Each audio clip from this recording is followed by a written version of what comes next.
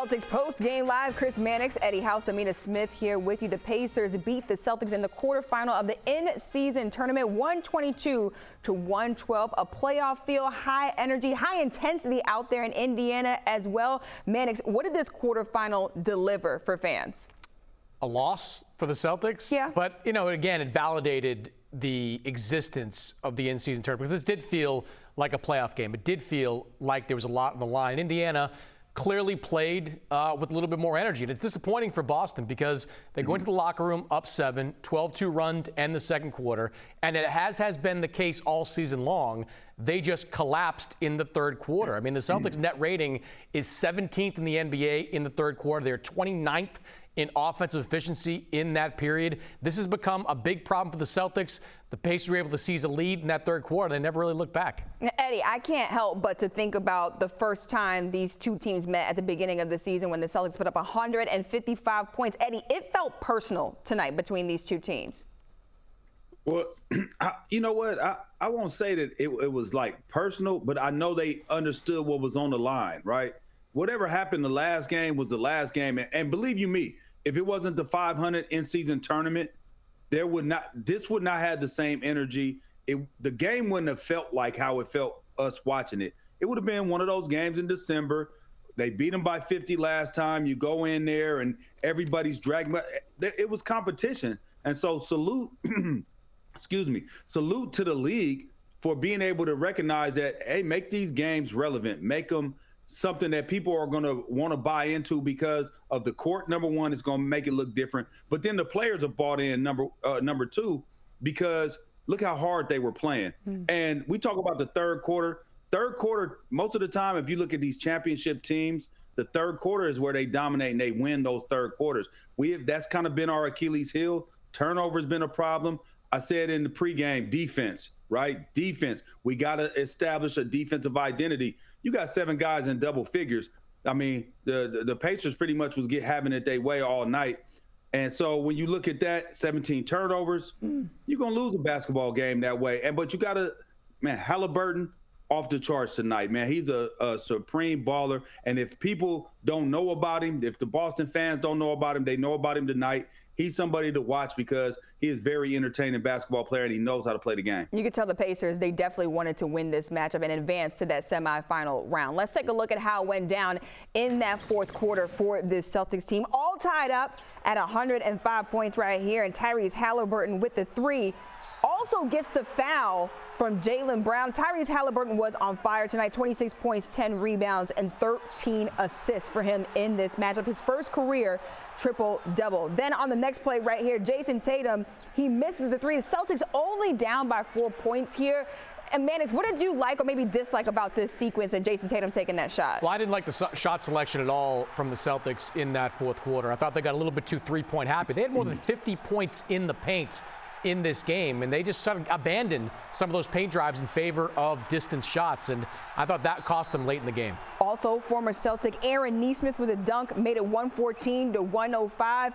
Eddie, when I see Aaron Nesmith acting like that out there on the court, it just felt personal to me. But let's bring in Drew Carter right now and also Scal. This is Scal's fault, by the way. Scal before the game just so arrogantly saying the Celtics were going to roll. Orlando hates Eddie House. Indiana now hates Brian Scalabrine. No, I think Indiana's a good team, Mannix. That's not the thing. I'm thinking this game is going to pace out. Go look at all the numbers. If Jaylen Brown and Jason Tatum, they both score 30, we usually win. If we don't throw the ball all over the place, we win this game by 11 tonight. But I gave Indiana all the credit in the world. I wasn't going Eddie House on them like the way Eddie House went at Orlando. I wasn't doing that. That's crazy, man. Scal wanted to put that out there. He was like, I'm not putting that energy out there. But Eddie, I want to turn it back to you and that last play from Aaron Nesmith. He even gave the too little in tonight's matchup. We're talking about Aaron Nesmith. I remember when he was here in Boston, he didn't have that moxie. He didn't have that type of confidence. That's why, Eddie, it felt a little bit personal, at least from the perspective of Aaron Nesmith playing his former Celtics team. But for the most part, when you do get traded, you do have a little feeling about the team that traded you. You have a chance to put them out of an in-season tournament. You chase them. Remember, he also signed. He got some money. So he going to have a different swag. You know, his bag that he coming in with, it used to be Adidas. or Nike or Converse or something like, or Under Armour. Now it's Louis, Gucci. Wait a minute. Yes, Fendi. You understand me? All that has changed. You know what I'm saying? So yeah, he got a little different swag about him, but he came out there and played. Everybody knew that Aaron Nesmith. He just didn't have an opportunity. You know, there was not minutes for him to get on the court with the Celtics the way the Celtics was constructed. Everybody knew that if he got out there and had opportunity, he was a guy that could play the game of basketball. But there was just no minutes for him, and he constantly competed against Jason Tatum in practice, and you could kind of see it. I know Jason is phenomenal, but you could see he was sitting on some of his moves and things like that. But at the end of the day, man, salute to them. And the Indiana Patriots are going out there and playing a hell of a game. And Nesmith helped out, but Halliburton, I mean, he is just he that guy. Yeah, and Drew, we saw this Celtics team fall apart in that fourth quarter. However, I think back in the third quarter where they were outscored 37-23, that's where this all began. No doubt. I mean, they played great defense in the first half, and Mannix said it there. The third quarter's been a problem for this team all season long, Scal. They're last in the league in scoring in the third quarter, last in field goal percentage. Kind of a dud from them in the third tonight. Well, I mean, this didn't look like the flat third quarters that we've seen in the past. I get it, like the Pacers outscored us. I'm with you on the sense that we're not going to a level that championship teams usually go to in the third, but I'm like I said, I'm not trying to be a hater here. I'm not a hater. I'm Indiana. I think they're a good ball club, and I think Tyrese Halliburton's a baller. But those guys played hard today. They went to a level. The crowd was involved. They were involved. The Aaron Nesmith situation, you know, he's in a great situation, but he got traded from the Celtics, so he kept that in his back pocket. But no, I mean, I think this wasn't we blew it. This was Indiana won this game. They get all the credit. Why are you looking at me like that? I'm not trying to be no Eddie House in Orlando. I don't want that smoke. Because I love it. Amina, the best way to make sure people know you're not a hater is to continue to say, I'm not a hater. I'm not Eddie Because if you in have Orlando. to say that, then you might be. Here's what I know. I'm not wearing a tie for the rest of the season, man. I'm done. No more ties. Never again. Can I just add, idea. Scal, just to add, like, this third quarter stuff is becoming a problem. And to me, it's a product of two things. One, it's the kind of energy you come out with out of the locker room at halftime. That's a factor. It's also coaching is a factor in all this as well. Halftime is when you make the adjustment. So when I see the Celtics 17th in net rating in the third quarter, when I see the Celtics 29th in offensive rating, to me, that's a problem that really needs to be addressed as we go into the meat of the season.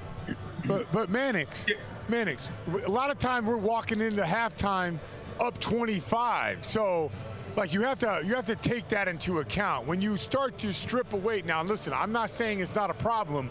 It was a problem tonight. But once you start stripping away, you know, man, we're up 18 and the dudes come out flat, like, you can understand that's how the NBA is. Ideally, they wouldn't come out flat when they're up by 25 at halftime. I get it. But there's some nuance to those numbers now. It's not just every single time we come out, we suck. It's not like that. But I don't know, Scal, that's Let me say this real quick. Let me say this real quick, Eddie. Real quick, Eddie, then we got to go. There's a lot going on in this show. Our defense does have to get better. 45% from the field, 47 from three. I mean, 7 guys in double figures. Regardless of the third quarter or not, you have a whole game where you got to break that down. Defensively, where we got to hang our hat, we got to find our identity in that area. I'm sorry, Scal. But Eddie, go ahead, Scal. I mean, I thought our defense was really good in that first half. Would you agree or not? Yes or no? But it's 2 halves to a game. It is 2 halves to a game. And I'm talking about putting it together. You feel what I'm saying? You got to play all 4 quarters. Whatever you did in the first half, you got to play all 4 quarters, especially that third quarter for this Celtics team. All right, thanks so much, guys. Watch your back, Scal. On the way back to the JW. Watch your back, Scal, on the way back to the JW.